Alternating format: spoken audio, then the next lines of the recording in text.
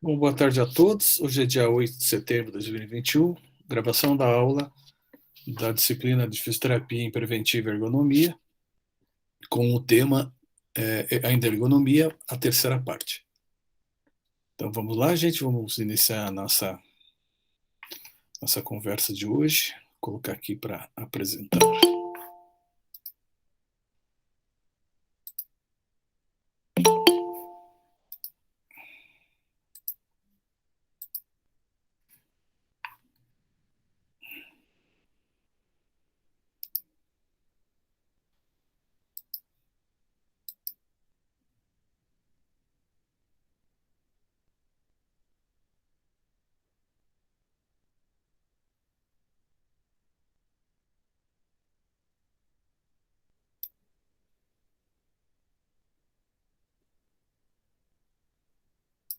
Vocês estão visualizando, né? Tudo bem?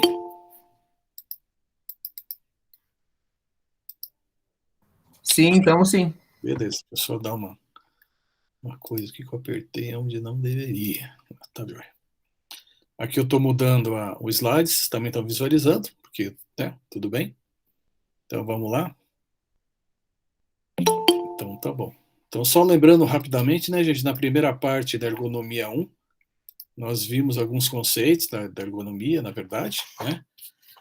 Na segunda parte a gente estabeleceu algumas definições importantes, como posto de trabalho, algumas orientações e algumas posturas ligado ao local de trabalho, ao posto de trabalho, né, que é chamado assim, algumas orientações em relação também é,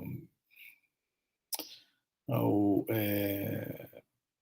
enfim, algumas posturas que são comuns no nosso dia a dia, como sentado e a correlação que existe com elas com algumas alterações posturais, né? Lembrando que a intenção hoje é a gente fechar essa parte de ergonomia, 3, né? Falar para vocês algumas intercorrências que acontecem com algumas profissões, que tem menos ou mais gasto energético, né, que são mais ou menos, não existe trabalho pesado, né? O que existe são essas repetições que acontecem, né, com maior ou menor gasto energético, e passar para você alguns indicadores de uma situação muito importante, né, que nós vamos estar fazendo isso direta ou indiretamente, que é a ginástica laboral, né? O exemplo que eu vou deixar para vocês de ginástica laboral vai ser no sentido de que aqui ela se apresenta como ergonomia preventiva, como ginástica postural que tem uma sequência de execução, né? Mas se nós formos pensar bem, a ginástica laboral é o quê? É o que eu chamo de ETI, que é o exercício terapêutico individual ou exercício terapêutico coletivo, que é o que nós fazemos dentro da fisioterapia, né? Então, isso aí foi preconizado dentro da ginástica laboral. Bom, quando chegar lá, daí eu cito mais exemplos para vocês. Então, continuando com a terceira e última parte introdutória em relação à ergonomia, é muito importante que a gente tenha o quê?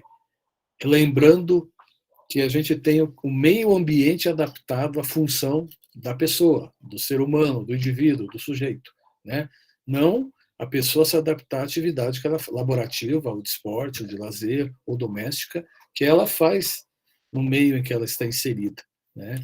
Então, só lembrando aqui alguns exemplos, nós conversamos com vocês semana passada, né, em relação o correto, né, o preconizado pela ABNT, né, a Associação Brasileira de Normas Técnicas, seria permanecendo-se sentado, nessa postura de sentado, nós devemos ter apoio, um apoio para os pés, um apoio para cotovelo, ou então vocês lembram daquela figura do mouse, né? Do mousepad, que a mão não podia ter, o cotovelo não poderia estar nem muito esticado e nem muito fletido. Aí só lembrando para vocês, como é que eu vou saber que aquela pessoa deve manter que grau de flexão ou de extensão de cotovelo? Muito simples, né, gente? Olhando para essa pessoa, né, e vendo se quando eu estico o cotovelo, que ela está com o mouse, que ela vai usar o mouse, ou que ela dobra o cotovelo, né, se acontece uma alteração no ombro, se o ombro abaixa, o ombro da mão que o mouse está apoiado, pode ser a mão direita, a mão esquerda, né? canhotos e destros aí, se o ombro ele desce ou sobe, né? Se aparece um desnível quando vocês estão olhando atrás dessa pessoa, né, que é mais fácil, né, observar se acontece alguma alteração na altura do ombro. Então, o apoio para cotovelo é muito importante, né? Então, por isso que esses mousepads eles são importantes para que o punho também ele não fique numa posição de muita flexão, né?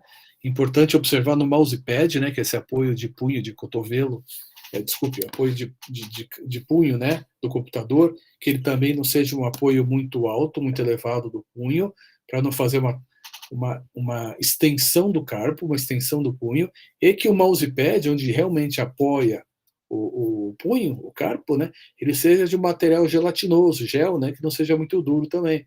E a gente tem que pensar que a gente vai passar muito tempo com o nosso braço apoiado ali, certo?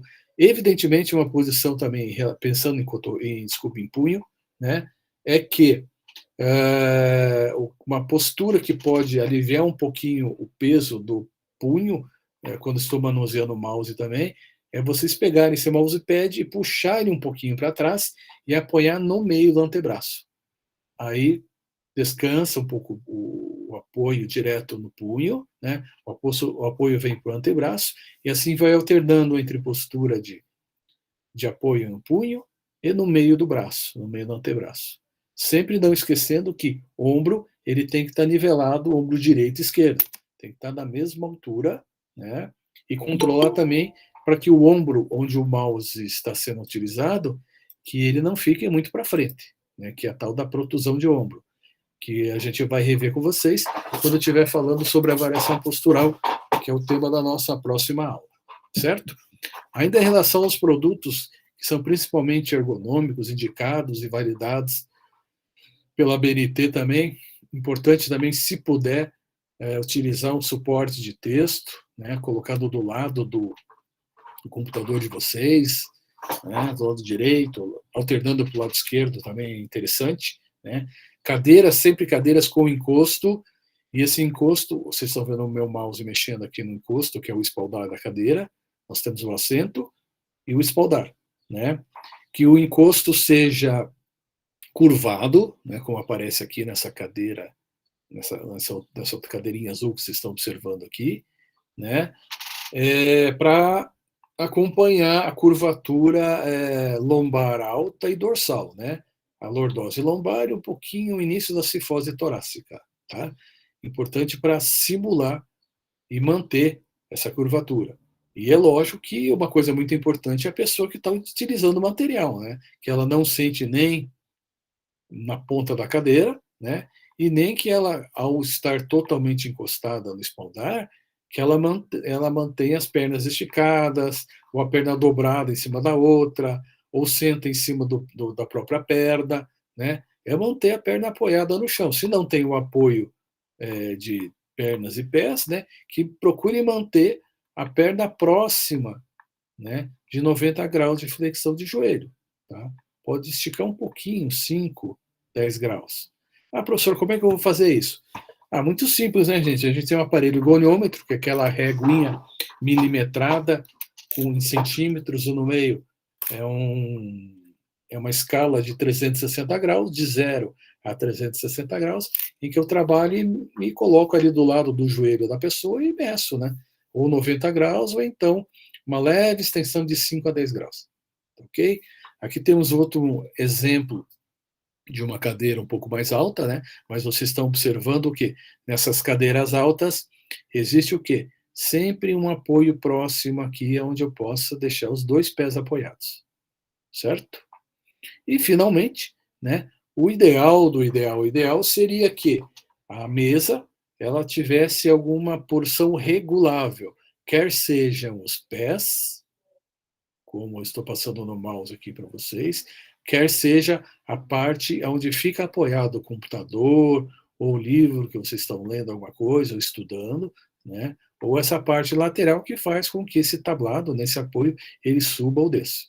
Então, o mais interessante seria, ergonomicamente falando, existe uma regra, que é a NR17 dentro da BNT, que normatiza a questão dos materiais de escritório. Ainda falando aqui sobre trabalhos que exercem, ou melhor, que exigem o maior gasto energético, né, que é um trabalho ainda de repetição, onde eu tenho maior gasto energético, ao carregar, por exemplo, objetos pesados, né? Ou então objetos que não têm uma boa pegada, onde eu não consigo, por exemplo, você já deve ter visto aquelas pessoas que trabalham em empresas que carregam gás de casa, elas fazem o quê? Normalmente elas apoiam um botijão de gás no ombro, aí muda para outro ombro, né? O que seria o menos lesivo, né? Eu estou falando isso porque essa pessoa vai fazer milhares de vezes esse movimento a vida inteira e não sei quantas mil vezes durante um dia de trabalho. Então, vocês imaginem a sobrecarga se ele leva só para o lado direito ou só para o lado esquerdo, em cima na coluna vertebral, né? E vai se somando, aí pode aparecer o quê? Uma escoliose, né? E a escoliose ela pode aparecer tanto em cervical, torácica ou lombar, pode aparecer também um espasmo muscular, levar uma dor ciática, pode aparecer um torcicolor, né, que é um espasmo na musculatura de trapézio, esternocleidomastoideo, por exemplo, né, as compensações de ombro para frente ou para trás, aonde o nosso corpo ele vai se adaptando a buscar sempre uma região de equilíbrio. Essa busca de equilíbrio, quando eu estou com uma carga, necessariamente não significa que não vai provocar lesões. Vocês observam nessa primeira figura da esquerda, né, o nosso modelinho aqui carregando as caixas, né? Ele está carregando nessa maneira, da melhor jeito possível que ele pode, né? Que é trazer as caixas sempre o mais próxima do corpo, né? Não trazer muito longe do corpo, mas mesmo assim ele está fazendo o quê? Sobrecarga de coluna lombar, principalmente, né? Aí começa a pesar, né? Começa a dar fadiga muscular, né? Fadiga lombar também. O que ele vai fazer?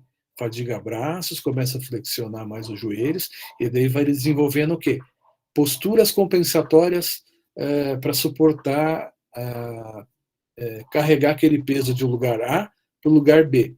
Sendo que isso tudo pode ser evitado numa situação muito simples, que é colocar essas mesmas caixas num carrinho, onde tem uma roda, né? E ele vai empurrando esse carrinho sem esforço nenhum. Aí vocês podem perguntar, tudo bem, professor, ele está carregando no carrinho, tal, essa coisa toda, mas na hora que ele vai pegar a caixa, né, ele faz exatamente aqui o que esse bonequinho está mostrando, aonde ele faz uma flexão anterior de coluna, ele dobra a coluna e não flete e não dobra os joelhos. Aí não adianta muito, né? Então, a padronização do melhor transporte, ele vai ter que ser adaptado fase por fase do movimento ergonômico que eu estou fazendo. Ok? Então, por exemplo, aqui quando ele está transportando as caixas desse carrinho, tem que observar que a posição que ele tem a pegada, onde ele está segurando esse carrinho, ele não fique nem muito para baixo, onde está a minha mãozinha do mouse, e nem muito para cima. Se ficar muito para cima, ele vai fazer o quê? Movimento compensatório, onde ele eleva os ombros, né? Se está muito para baixo, ele vai fazer um movimento compensatório de flexão anterior do tronco, como está mostrando onde o meu mouse está circulando para vocês nesse momento. Então, a cada momento, nós temos que adaptar uma postura ergonômica para cada função. Ah, professor, tudo bem, ele está carregando, está com uma posição de mão, boa posição de ombro, os joelhos estão bem, não estão nem fletidos nem estendidos, né? Ele está bem. Ele, na hora que ele vai tirar lá as caixas, ele dobra um pouco os joelhos, ele traz a caixa próximo do corpo e coloca em algum lugar. Ok? Ok. Mas se essas caixas estiverem no seu lado direito e esquerdo, o que ele deve fazer? Ele simplesmente pega a caixa e roda o corpo? Ou ele tem uma alternativa para não fazer isso? O que vocês acham? Qual a alternativa que ele pode fazer? Me dê um exemplo aí, por favor.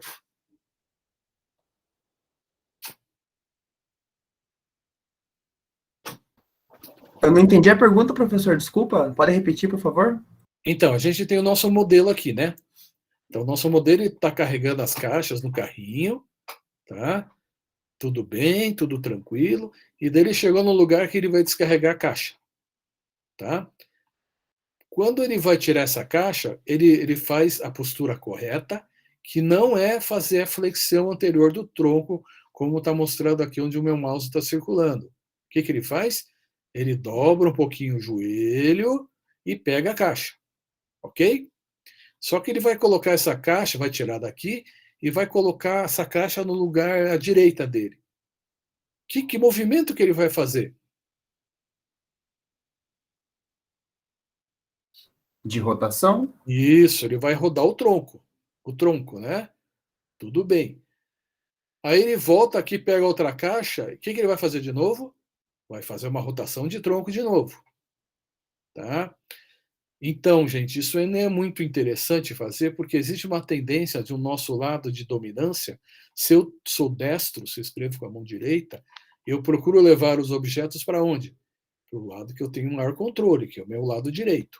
Ah, professor, mas eu sou destro e tenho um controle melhor do lado esquerdo. Ok? Ok. Mas existe uma tendência de a gente repetir o movimento somente para o lado que eu tenho controle motor melhor. Certo?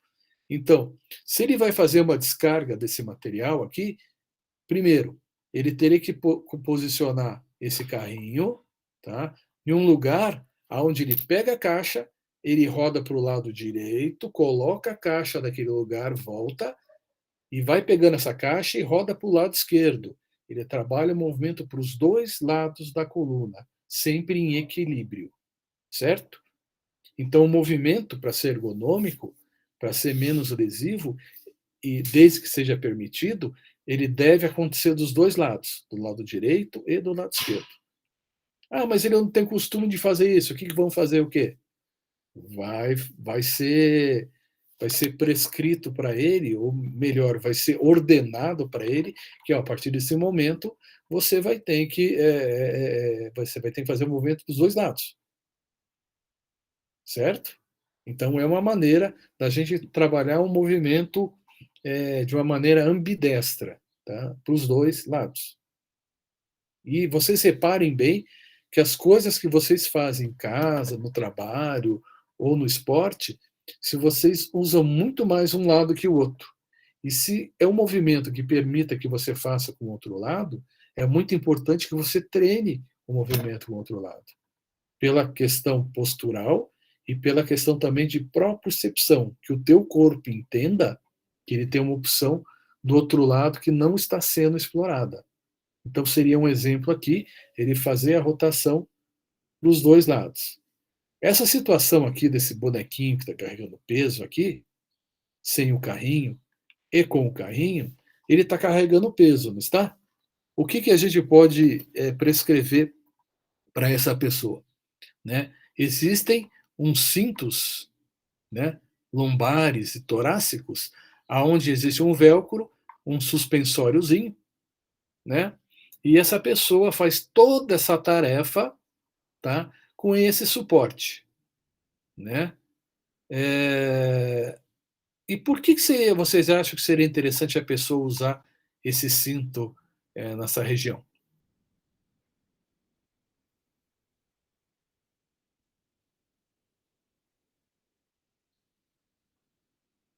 É uma forma de estabilizar o movimento, uma coisa assim? Isso. Essa estabilidade é interessante, tá ok? Principalmente quando você tem movimento de rotação. Então, qualquer segmento que eu tenha grande amplitude e rotação, tá? É importante que eu tenha uma forma de estabilizar. Como é que essa estabilização vai acontecer? O que segura, né? Ou melhor, o que segura não, o que permite com que eu faça os movimentos é o quê? É a parte muscular principalmente, né? Então eu tenho que ter o quê? Uma boa musculatura no sentido que eu tenho um tônus muscular que vai me dizer quando que eu tenho que contrair e relaxar. Eu tenho a força muscular para saber que eu vou quanto eu vou contrair ou relaxar, né? E eu tenho um sistema proprioceptivo dizendo até quando esse movimento vai acontecer. Se vai ser um movimento pequeno, médio ou grande, em amplitude de movimento. Então eu tenho que ter isso, tá? Em algumas situações de repetição, tá? ou então, em algumas situações que eu tenho um quadro álgico, um quadro de dor, né, esses cintos, tá? Ou uma munhequeira, por exemplo, né? Munhequeira é aquilo que você coloca no pulso, né? Você machucou o teu punho, né? Popularmente falando, abriu o pulso, que não abre coisa nenhuma, né? Não abre essa situação toda, né? A gente tem uma situação ali, por exemplo, no pulso, que você não consegue fazer o movimento de flexão, extensão, rodar, porque você extrapolou o limite de amplitude de movimento, de força, né? Então aconteceu alguma alteração nesses componentes todos. O que o cinto na coluna vertebral vai fazer e a munhequeira vai fazer? Ela, através de uma pressão contínua, tá, na fáscia muscular, na face do músculo, ela vai mandar uma informação proprioceptiva para o meu cérebro e dizendo: opa, eu estou fazendo a função do teu músculo, você pode fazer o movimento. Eu estou falando das cintas de coluna vertebral, ou cintas de, desculpe, ou então a munhequeira elástica. Tá? Existem algumas situações na região lombar e na região de punho, de carpo, onde eu tenho um componente de plástico, polietileno, que daí limita o movimento, certo? Eu posso ter esses componentes que limitam o movimento, que param o movimento, porque eu não quero que mexa mais para não causar lesões em tendão, lesão muscular, ou então quero ter só uma estrutura de velcro, né? Ou de couro, ou de algum outro material, que faça o quê? Que comprima a face muscular e mande a informação: opa, né? A tua musculatura está apta a fazer esse movimento, que deve ser feita sempre em vários sentidos. Vocês já viram o pessoal que faz aquele, como é que chama? Aqueles levantamentos terra, agora está na moda no CrossFit também, fazer os movimentos que o pessoal faz, desculpe, da competição de halterofilismo nas Olimpíadas, onde você levanta aquele peso, né? Tem um movimento que você traz o peso no cotovelo e levanta para cima da cabeça, e tem um movimento que você faz um movimento único, né? Então, vocês já repararam que normalmente eles sempre estão usando uma cinta lombar e abdominal, né? Então não é sem motivo, então eles estão usando aquilo para prevenir a incidência de uma lesão, ou se já tem uma lesão também, para mandar essa informação na face muscular, tá? Para que não aconteça novas lesões. Vocês já ouviram falar, desculpe, de um método de tratamento que a gente usa na fisioterapia, chamado kinesiotape ou faixa elástica adesiva?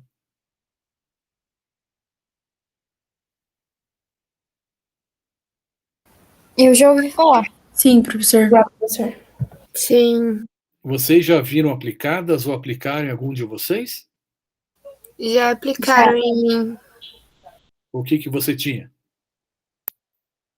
Era no joelho e no tornozelo. Que a época que eu jogava vôlei, eu já torci meu tornozelo. Daí colocaram também. E foi logo após a torção? Sim. Ah, tá. Eles colocaram, você lembra se eles colocaram a kinesiotape, vou chamar assim, na parte de cima, debaixo do joelho, e alguma atravessada no meio do teu joelho? Foi tipo reto na coxa, daí abria no joelho assim e fechava de novo. Tá. E na parte de trás também. Parte da trás de coxa do joelho? Isso. Da coxa e do joelho? Não, a parte de trás do joelho, no joelho em si. Ah, tá, ok. É porque a gente tem várias situações que a gente pode aplicar, sabe? Por exemplo, o que é kinesiotape? Para quem não conhece a kinesiotape. A kinesiotape é uma faixa elástica adesiva, certo? Ela foi desenvolvida no Japão nos anos 70 e alguma coisa, né? E ela foi a partir de uma teoria que cada vez mais nós estamos usando dentro da fisioterapia, já vem desde aquela época, né? Mas cada vez nós estamos usando dentro da fisioterapia, aonde eu vou tratar uma infinidade de patologias em vários métodos de tratamento com estímulo na pele, certo? um estímulo leve, um estímulo moderado, um estímulo profundo na pele, que dura pouco tempo, que dura muito tempo, que é repetitivo, que é só uma vez. Eu estou sendo um pouco genérico, porque senão eu vou estar falando de vários métodos de tratamento. Eu não quero falar desses métodos de tratamento, mas a gente até pode falar quando aparecer alguma correlação, mas eu estou falando, por exemplo, da kinesiotape, que ela pode ser usada, né, de maneira preventiva ou para tratar algum tipo de lesão. Né? O que acontece? Para vocês que já usaram, né, vocês viram, né, que é uma fita lá, que estica, né, e que ela é adesiva, ela gruda em alguma porção do corpo. É lógico que tem que tomar alguns cuidados. Como que cuidado? Que a pele que vai ser aplicada esteja limpa, então tem que passar um álcool ali naquela região antes, que não tenha muito pelo naquela região. Se tiver pelo, aí tem que, infelizmente, vai ter que raspar, então vai diminuir a quantidade daquele pelo. Se tiver alguma ferida aberta, não pode ser aplicada. Né? Existe uma série de cuidados em relação à aplicação da kinesiotape. Né? Por exemplo, que mais uma recomendação importante, se a pessoa tem hipersensibilidade ao material adesivo, né, material que cola dessa fita também, tem que estar observando se não vai causar alergia, se não vai causar bolhas. Eu já vi isso causar em alguns pacientes, né? Eu já vi causar isso no paciente em alguns lugares não causa essas bolhas, então alergia, e em alguns lugares causa. Né? Alguns lugares têm uma hipersensibilidade do que os outros locais. Né? Mas sempre orientando que o paciente, se ele sinta algum desconforto, começa a coçar, que retire imediatamente, que após o banho ele seque com o secador, para aquela fita sempre ficar sequinha, aderida, né? Para proteger aquele lugar de sujeira, porque a sujeira pode provocar acelera o processo alérgico, orientar para que no máximo ele fique até 5 dias com a fita, mas ela pode ser retirada e trocada diariamente, se for necessário. Por exemplo, o método de tratamento que a gente vai usar dentro da fisioterapia tem que ter um contato com aquela região, eu posso retirar e coloco uma nova fita. Né? E existem também várias maneiras que ela pode ser aplicada. Como a colega de vocês falou, ela pode ser cortada no meio e formar um U. Né? E daí você coloca em algumas articulações. Ela pode ser pegar essa fita e cortar em 3, 4, 5, 6 pedaços. Fica como se fosse um emaranhado. Né? Esse emaranhado assim é muito interessante você usar, por exemplo, quando você tem algum edema, né? Quando você tem algum inchaço. Esse inchaço pode ser, por exemplo, causado por uma deficiência circulatória, a pessoa que fica muito tempo sentada, muito tempo de pé, né? Em que o sangue venoso não retorna, e tem uma dificuldade circulatória para retornar. Talvez seja no seu caso ali, né, que o teu joelho ele tenha ficado inchado. Você lembra se ele inchou um pouco ou não? Inchou um pouquinho, assim. Eu usei muito no meu punho. No punho também pode usar, entendeu? Então você vai adaptando conforme a necessidade, né? A kinesiotape é muito bacana porque você pode tratar processo de dor, né? E aí você pode aplicar a fita inteira, né? Você pode aplicar ela em X, você pode aplicar ela cortada em 2, 3, 4, 5, 6 pedaços. E o que manda na kinesiotape, na verdade, é como você aplica, aonde você aplica e a tensão elástica dessa fita. Né? O que é a tensão elástica, professor? É eu pegar essa fita quando eu estou grudando ali na pessoa, né? Eu vou grudar uma área inicial ali de 2, 3 centímetros, né? A gente chama de âncora, e daí eu pego o resto daquela fita e estico. Se eu esticar ela ao máximo, eu tenho 100%. Então, desse 100%, dependendo do que eu quero, eu trabalho com 75%, 50% no máximo. Então, eu vou regulando o grau de estímulo que eu vou dar na minha face muscular. Né? Então, a face muscular é muito suscetível a isso aí. Né? Ela funciona muito bem para quem tem quadro de dor crônica, postural, por exemplo. Né? Por exemplo, se eu não tivesse aqui o cinto, né, protegendo o punho, né, o punho da colega de vocês, e protegendo também a coluna lombar ou torácica, eu posso adaptar a kinesiotape para que ele faça essa proteção e mantenha um estímulo na face muscular, para que regule tônus, amplitude de movimento. Eu posso limitar o movimento para alguns graus. Por exemplo, se eu tenho uma tendência a torcer mais o meu tornozelo para fora, eu posso restringir o movimento com que a pessoa não mexa tanto o pé para o lado de fora, para que ele fique numa posição mais neutra, né, e pronada, mais para o lado de dentro. Tá? Então, eu tenho várias opções. É um método bacana, né, relativamente fácil da gente trabalhar, né? Existem uns cursos bem rapidinhos aí para fazer, né? E o que vai determinar que técnica ou quais técnicas que eu vou usar vai ser eu saber o mecanismo da lesão e o que eu quero fazer. Então, no caso aqui, eu aplicaria o kinesiotape não só na lombar dele, mas aplicaria, como ele está carregando essa caixa, vocês estão vendo aqui, né? Também na região o quê? Região dorsal, região torácica aqui, né? Próximo de... Aqui você tem a escápula, né? Que tem T8, mais ou menos, né? Entre T4 e T8, mais ou menos. Tá? Então, tem como eu trabalhar nesse sentido. E acompanhando o paciente, ou acompanhando o orientado, certo? Então, é um exemplo de uma técnica que a gente pode utilizar, né?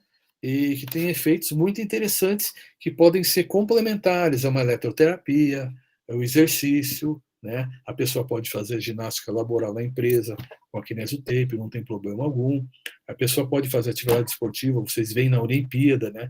Talvez a colega de vocês tenha colocado a kinesiotape, depois melhorou de edema dor e continuou usando. Você continuou usando um tempinho depois ou não? Continuei. Você fez a lesão de novo no joelho? Não, é que geralmente, tipo, um pouquinho de jogos eu colocava para prevenir, digamos assim. Exatamente. É isso? É isso mesmo. E usei pouco tempo. Dependendo da técnica, você faz mais estabilidade daquela articulação, sabe? Sim. A pessoa vai desenvolvendo uma fraqueza em alguns ligamentos, por exemplo, de um joelho, né? E você vai posicionando ali e você vai reequilibrando as forças. Agora, não adianta nada, né? A gente reequilibrar as forças de um joelho, se você tem um problema lá na base do corpo, que é o calcanhar, né? Que está mandando uma informação proprioceptiva errada para o teu joelho. Ou então que essa dor de joelho que você teve depois de uma atividade esportiva de tal movimento, por exemplo, ele pode ser resultado de uma alteração na coluna vertebral. Então você tem que, né? A gente tem que sempre pensar além do lugar que o nosso paciente refere a dor, então que acontece a lesão, tá? Mas isso é uma outra coisa, né? É um tratamento a curto prazo, né? E existem os tratamentos a médio e a longo prazo, que são tratamentos mais globais, né? Mas é muito importante vocês terem essa visão mais aberta também sobre isso. Tá? Então, é um método muito legal, não é difícil a sua aplicação, só que tem que saber muito bem o que você quer fazer, você tem que saber a origem da patologia. Né? Muito utilizado, vocês viram nas Olimpíadas, né? Os colegas de vocês falaram que foi em função de alguma atividade repetitiva, atividade de esportes também, né? E é muito interessante ela como recurso. Tá? E, felizmente, né, o preço da fita e o rolo da fita ela está um preço acessível. O que é acessível, professor? Um rolo de fita, a fita tem 5 metros, se não me falha a memória, ela tem mais ou menos uns 5 a 8 centímetros, não me lembro, de largura, né? Tem várias cores essa fita, né? Tem alguma influência as cores, professor? Não, não tem influência nenhuma. Tem gente que fala que uma cor X ou YZ é mais interessante para estabilidade, ou para absorção de edema, mas na minha clínica, na minha prática na utilização do kinesiotape, não senti nenhuma influência. Né? Cores mais claras, cores mais escuras, cores que podiam estimular a frequência de infravermelho, né, para ter um relaxamento melhor ali. Eu já usei várias cores e o efeito foi o mesmo, né? Só se, né, for alguma fita especial que a gente não teve acesso. Preço de um rolo de fita dessas, né? Em torno de 20 a 60 reais, vai depender do material e do fabricante, né? Então, é uma opção relativamente barata, dá para ser utilizada muitas vezes, e a gente usa para tratar alguma lesão aguda e também a lesão crônica, né? Por exemplo, fibromialgia, onde eu tenho vários pontos dolorosos esparramados no corpo inteiro, eu posso trabalhar com essa fita aplicada em X, né? Ou sinal de mais, dependendo do ponto que eu conseguir palpar ali de dor, e esparramar esses pontos em vários pontos do corpo. Aí a pessoa fica um tempo, né? Volta para a física, a gente tira, faz o procedimento, ou faz com ou sem, dependendo do grau que tiver a pessoa, né? E assim a vida segue, né? Existem outros métodos que são associados. Esse outro exemplo aqui também de transporte de cargas, tá, gente? É só no carrinho ali do pedreiro também, uma técnica errada com essa flexão de joelho, com o joelho, desculpe, flexão de coluna, com o joelho hiperestendido, né? Onde o mais correto seria o quê? Deixar a coluna um pouquinho mais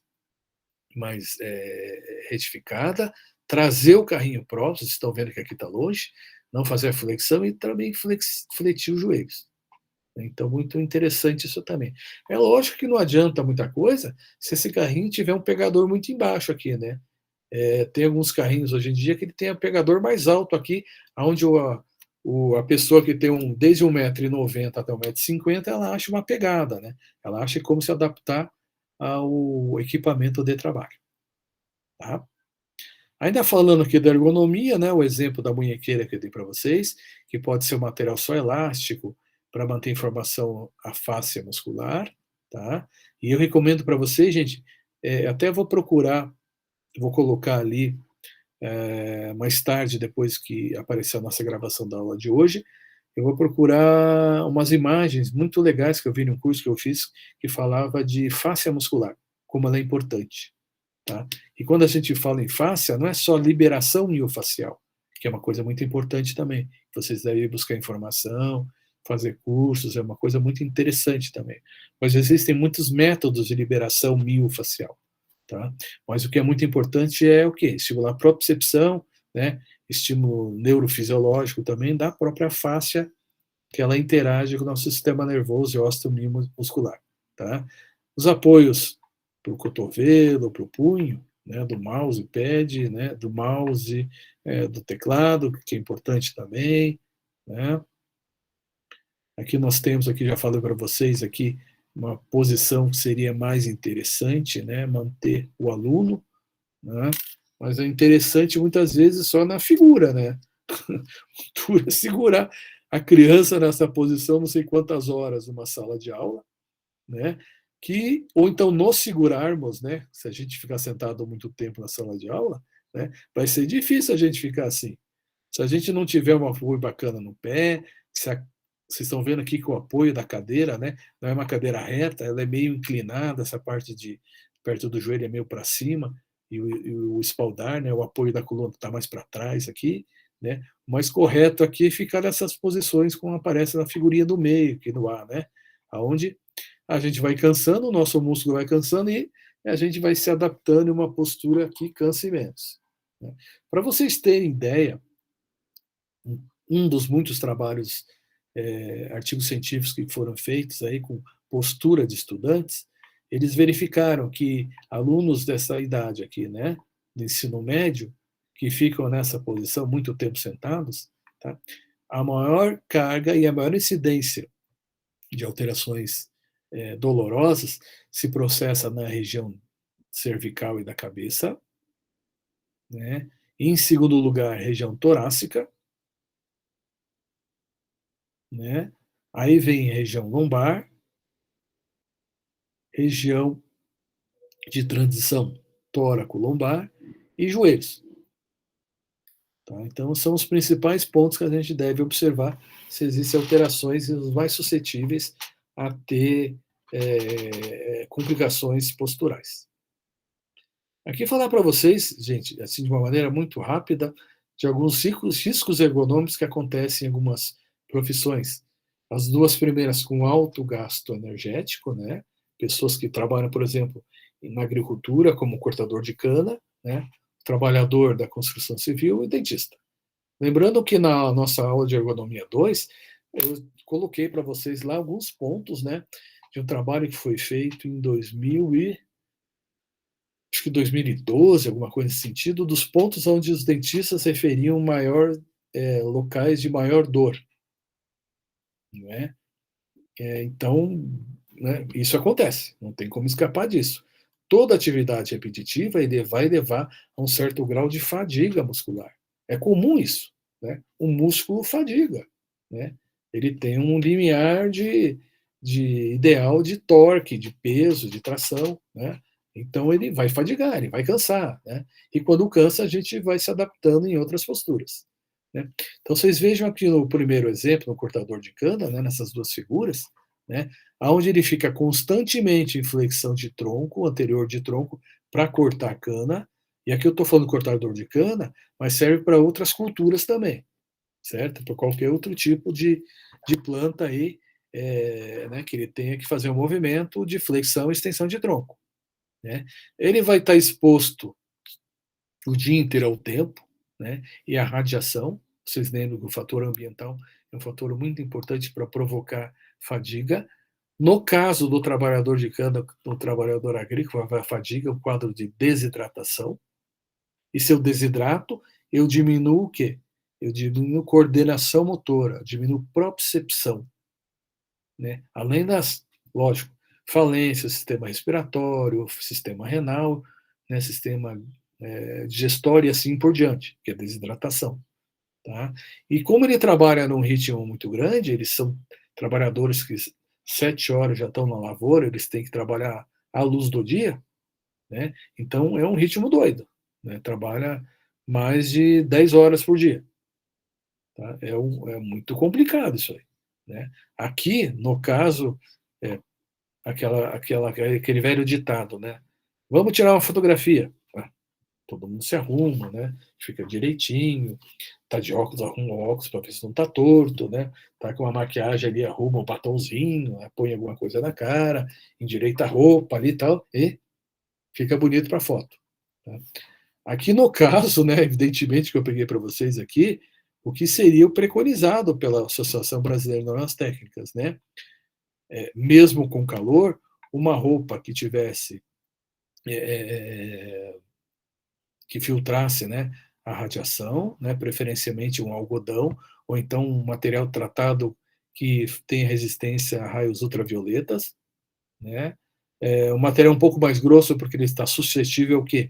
Ele está suscetível ao ataque, principalmente no canavial de cobra, né? Tem muita cobra, muito bicho peçonhento, né?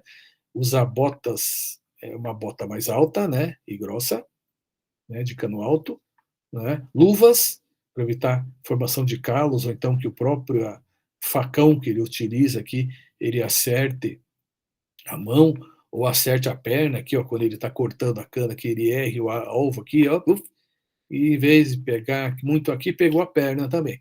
Então, por isso usar uma roupa que tem essa proteção, né? Se não tiver aqui, usar óculos, né, para filtrar também a radiação ultravioleta, infravermelha, para evitar depois alterações como alterações cegueira do tipo córnea, ou também para evitar algum objeto, quando ele está cortando aqui, que são aqueles óculos transparentes, que você já deve ter visto outros profissionais, né, de outras profissões usando, objetos que têm uma lasca não entre dentro do olho do sujeito. Né? E se esse ambiente for um ambiente onde tenha muito barulho, como máquinas, que ele use aqueles protetores de silicone no ouvido. Isso é obrigatório por lei, tá, gente? Né? A ABNT, né, Ministério do Trabalho, ele preconiza que tenha esses equipamentos.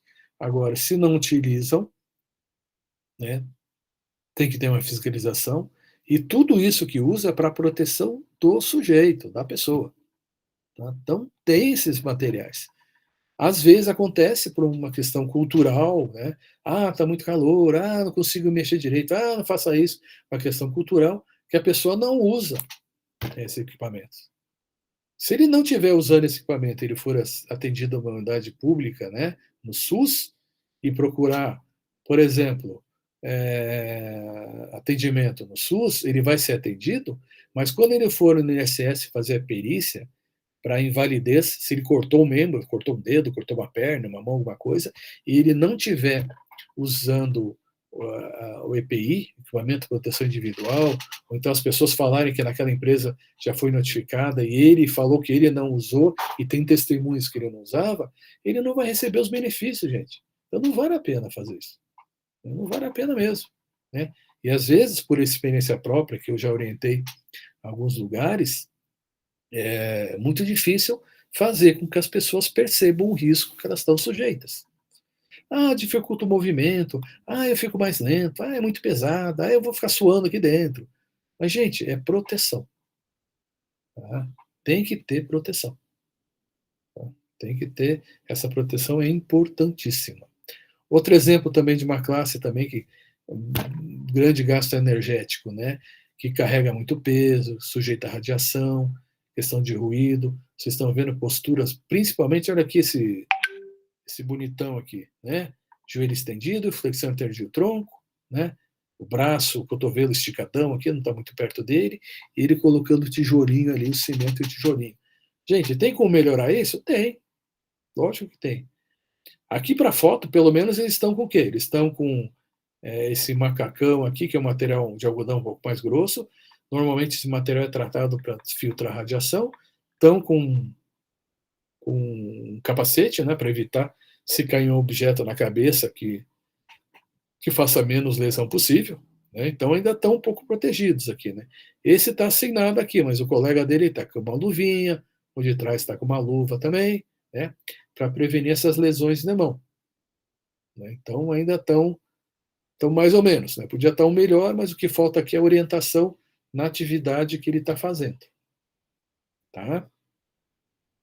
Ainda seguindo aqui, na terceira profissão, que será de dentista, né? Só reforçando aquilo que nós falamos na aula anterior também, ele vai estar frequentemente também numa flexão anterior de tronco. Vocês estão vendo, né, que a flexão anterior de tronco, ela é campeoníssima, né? Ela acompanha basicamente todas as profissões, e isso, em uma repetição, ela se torna extremamente lesiva. Né? E o grande problema do dentista é o movimento repetitivo de punho, dos dois punhos, e esse mocho, que é esse banquinho deles, normalmente ele está aqui, ele só vai girar para um lado e não gira para o outro. Né? Então, esse movimento de rotação de tronco, ele só se dá em um sentido. Né? E, normalmente, esses profissionais, independente de ser dentista, trabalhador com construção civil ou cortador de cana, a maioria deles, olha, vou dizer para vocês que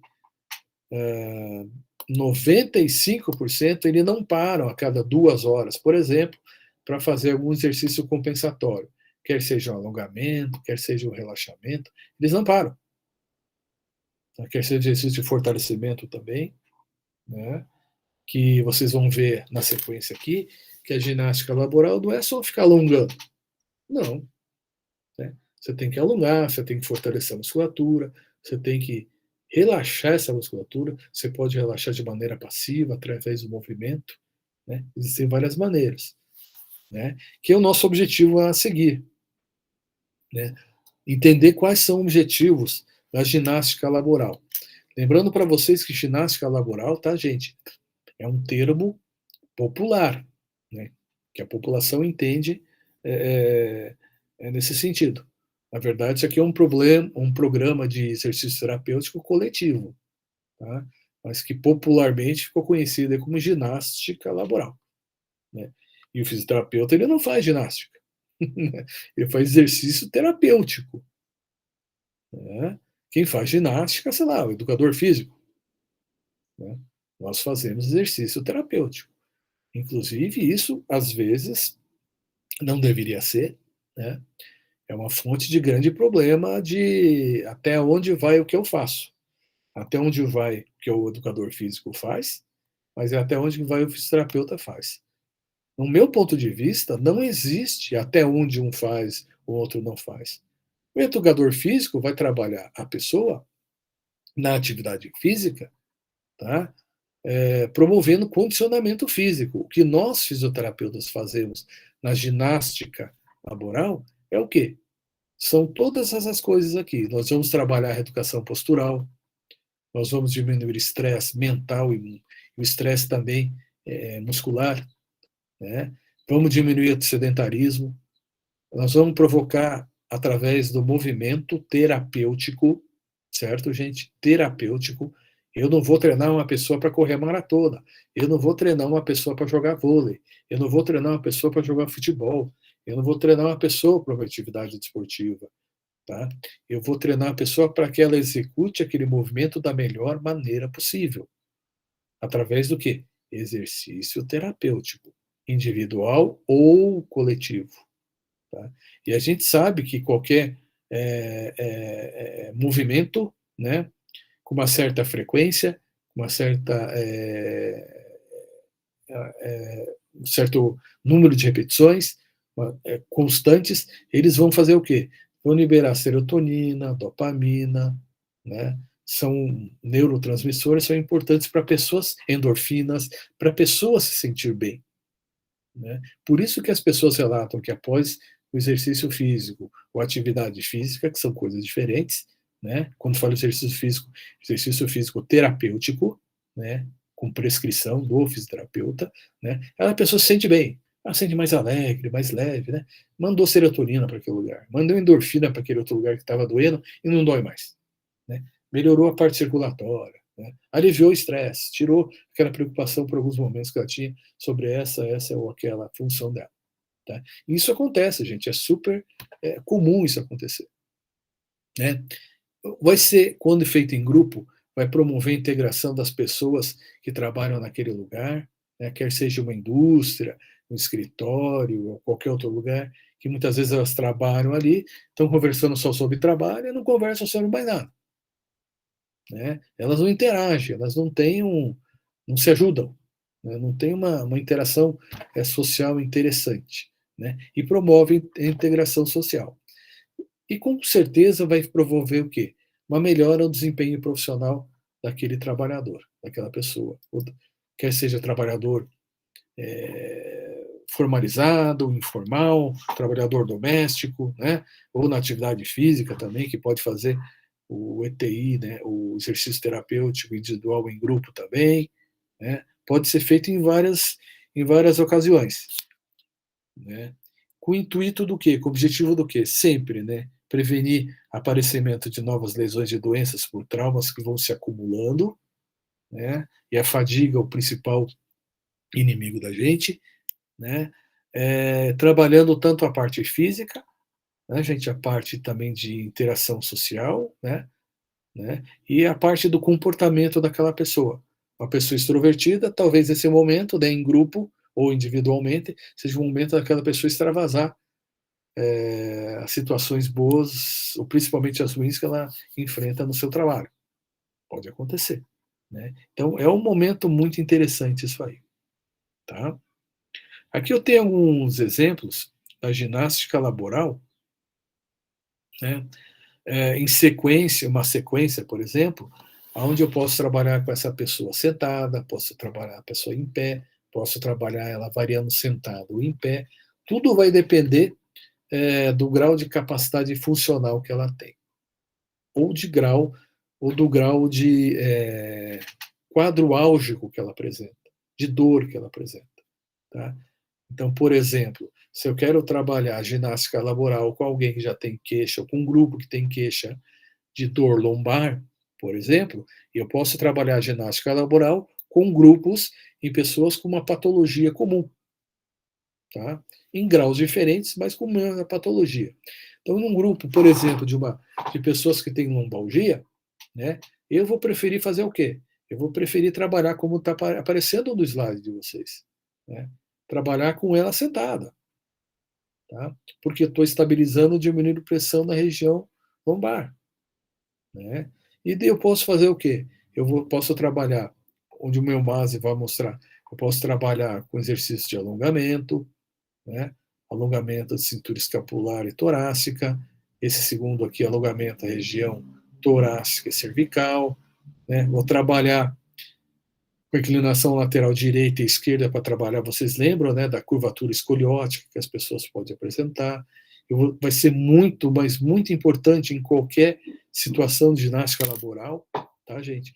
Eu trabalhar com alguns músculos, alguns grupos musculares que pela postura moderna aí da sociedade, ela vai estar uma tendência de encurtamento muscular muito frequente, principalmente na musculatura peitoral, certo?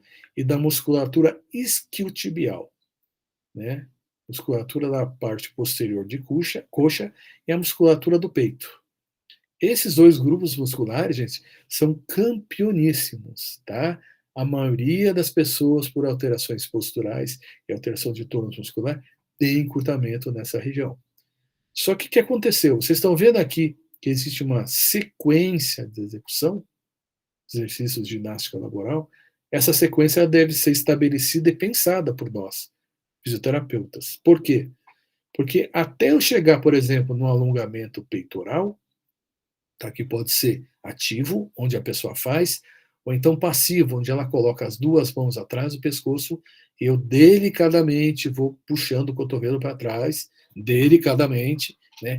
E sempre perguntando para ele, fulano, posso ir mais um pouquinho? Tá doendo aonde? Né?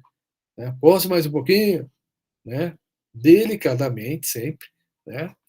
Eu vou promover o alongamento da musculatura peitoral. Ou então a pessoa pode iniciar fazendo isso ativamente, né? Ela coloca o braço atrás do pescoço e você ajuda, né? E você, com a tua mão aqui no cotovelo, você pode forçar mais um cotovelo do que o outro, e alternando sempre lado direito e esquerdo. Tá? Então, até chegar onde a minha mãozinha que está mostrando para vocês circulando, eu passei por 3 exercícios com uma fase do quê? Uma fase de preparação, de aquecimento para eu chegar lá. Tá? Então, é muito importante isso. Tá? Dificilmente, eu particularmente, se eu tenho um paciente na clínica, eu vou trabalhar, que eu preciso trabalhar, alongar região de peitorais, região anterior de tronco, eu não começo com alongamento de peitoral direto. Eu vou trabalhar alguns exercícios para preparar essa região para receber estímulo de alongamento. Por exemplo, se eu não quiser trabalhar dessas 3 maneiras aqui, o que eu posso fazer? A pessoa sentada ou em pé, eu posso pedir para que ela faça o quê? Que ela rode os 2 ombros para trás e estipule que ela vai tentar fazer esse movimento cada vez num grau maior e estipular que ela faça esse movimento 10, 20, 30, 40, 50 vezes, para a partir daí eu faço o alongamento da região do peitoral. Certo? É muito importante isso. Né? Assim como, né, se eu for trabalhar a região isquiotibial aqui, eu fazer alguns movimentos de quadril, rodar o tronco para um lado, rodar o tronco para o outro, né? Fazer essa pessoa fazer esse movimento aqui, lógico, não precisa fazer desse grau aqui, né? É um exemplo que a pessoa colocou no desenho. Ela não precisa alcançar a ponta do pé. Né? A gente vai começar, pode parecer estranho, vamos começar com o começo. O que é o começo? Né? O começo é ela fazer a flexão de tronco e, por exemplo, alcançar a parede que está aqui na frente. Então, alcançar os joelhos. E daí ela vai esticando mais o pescoço. E devagarzinho ela vai tentando alcançar o pé. Tá? Todo movimento, tá, gente, de repetição e de alongamento, ele tem que ser adaptado ao nível que aquela pessoa permita. E o que vai ser o diferencial para a gente de limitação, nosso ponto, vamos até aqui, vai ser a dor e desconforto que aquela pessoa vai sentir. Tá? Num grupo, é lógico que eu vou ter graus diferentes. Tá? Num grupo, eu vou fazer alguns exercícios de aquecimento, né, que vão ser mais genéricos, e eu vou ter que falar, olha, vamos fazer tal movimento com o ombro, com a perna, não com a coluna, mas cada um faz até o seu limite. Tá? Não tenta ultrapassar o limite. E se a pessoa estiver ultrapassando o limite, fala, olha, fulano, vai menos, faz menos movimento, calma, né? Porque também tem aquela coisa que está em grupo também, você quer suplantar os teus limites também. Então tem que tomar um certo cuidado com isso. Mas normalmente vai ter isso, tá, gente? Vai ter uma fase de aquecimento, né? Vai ter uma fase de alongamento, depois vai ter uma fase que pode ser ativo ou passivo, e aí vai ter uma fase que você vai fazer os exercícios de repetição. Você pode usar alguns equipamentos, como aquelas faixas elásticas coloridas, né, que cada uma delas tem uma resistência diferente, você já deve ter visto, né? O nome comercial delas é TheraBand, né, uma marca comercial, né, mas é uma faixa elástica que algumas cores esticam mais e algumas cores menos, que provocam mais resistência. Você pode usar isso num grupo. Ah, eu não tenho isso, o que eu faço? Material de baixo custo, elástico. Né? Garrote de injeção, aqueles elástico grossão, né? Que vai ter mesmo material para todo mundo, mas muitas vezes você pegando mais perto, você tem uma resistência maior, e pegando mais longe, você consegue esticar mais ou menos. Vai depender de cada pessoa. Né? E assim por diante. Né? Materiais de baixo custo, cabo de vassoura, elástico, o próprio peso da pessoa, enfim, né? Materiais de baixo custo que a gente possa utilizar no desenvolvimento de uma sequência lógica. Né? E como nós começamos com alguns exercícios também na fase de aquecimento, nós vamos ter alguns exercícios também de relaxamento na fase de desaquecimento. Tá? Então, eu estou aquecendo, fiz o meu trabalho e estou desaquecendo para que a pessoa saia o mais tranquila possível dessa sequência de exercícios, que não deve ser uma sequência de exercícios em grupo, principalmente, muito longa, tá, gente? Senão se torna muito cansativo, se torna muito difícil você acompanhar muitas pessoas ao mesmo tempo para observar o que elas estão fazendo, né? Existem alguns trabalhos que alguns alunos fazem, né? Parece que ainda tem um estágio de ergonomia, não sei se é no 4º ano, acho que é, né? Onde eles acompanham os servidores da universidade, servidores de fora também, e são 2 ou 3 alunos. Então, eles têm condições de trabalhar melhor no grupo. Né? Então, trabalhar 2 ou 3 grupos simultaneamente, trabalhar grupos maiores. Então, é interessante isso aí. Né? Aqui no próximo slide, né, a gente tem esse exemplo aqui de pessoas trabalhando com grupos maiores. Vocês estão vendo aqui, né?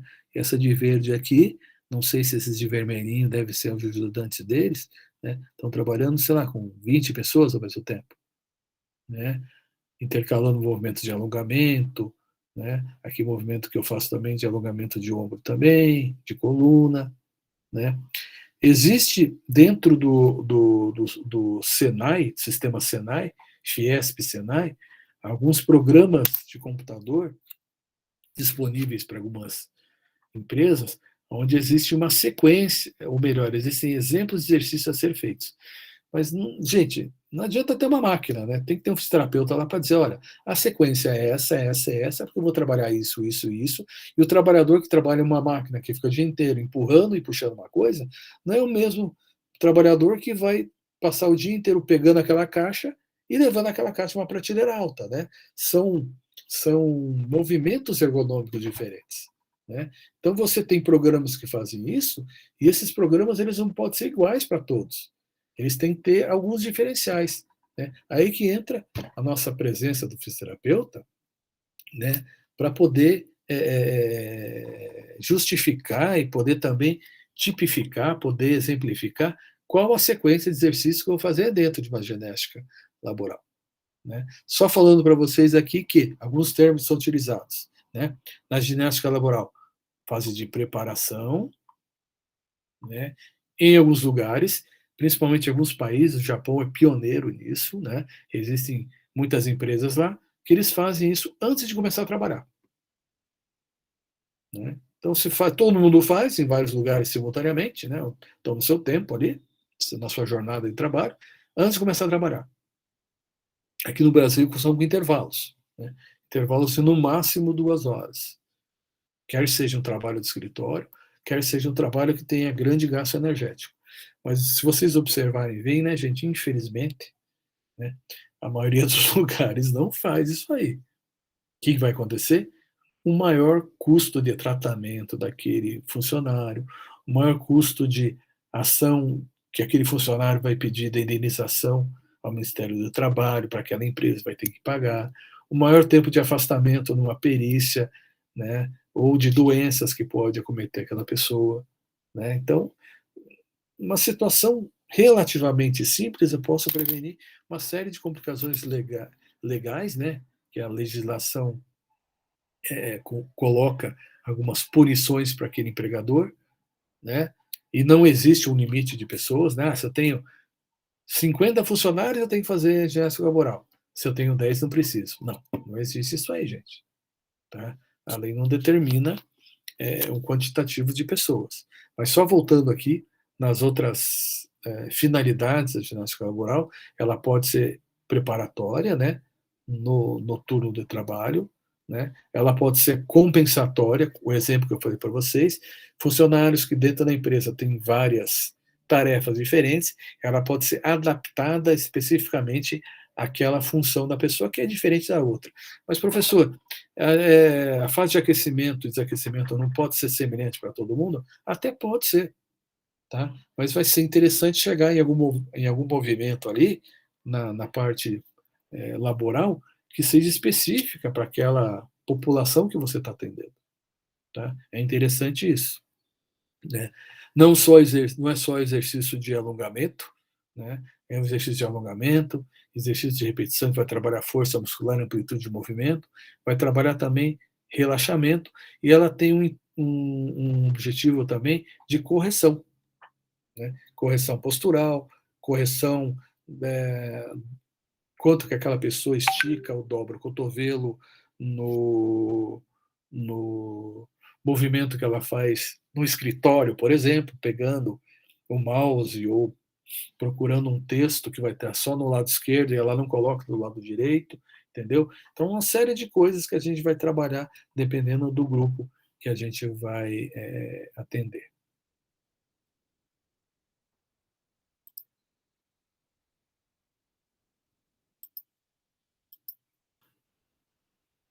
Gente, perguntas? Observações? Alguma coisa?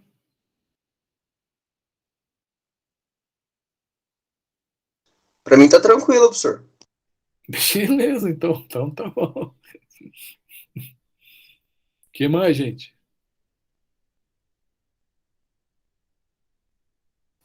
Professor, aqui perto de casa tem uma malharia. Às vezes eu passo ali de bicicleta, tá todas as mulheres dando uma esticada ali com uma outra. Ajudar elas ali. Uhum. Então, você vê na malharia, né? Eles trabalham com aquelas máquinas ali, tem que ver que está numa altura bacana, né?